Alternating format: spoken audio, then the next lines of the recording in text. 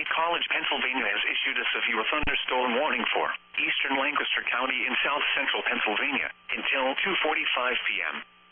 At 2:02 p.m., a severe thunderstorm was located over Wakefield, moving northeast at 45 miles per hour.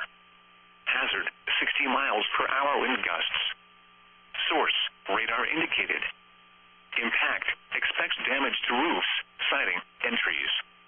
Locations impacted include New Holland, Paradise, Strasburg, Coryville, Gap, Terra Hill, Wakefield, Churchtown, Bowmansville, Intercourse, Christiana, and 5 Pointville. This includes the Pennsylvania Turnpike from mile markers 288 to 295.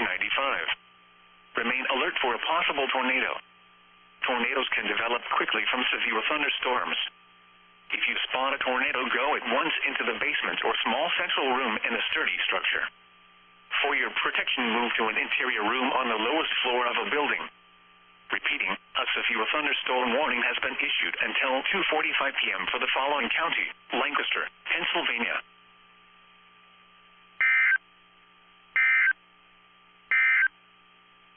The National Weather Service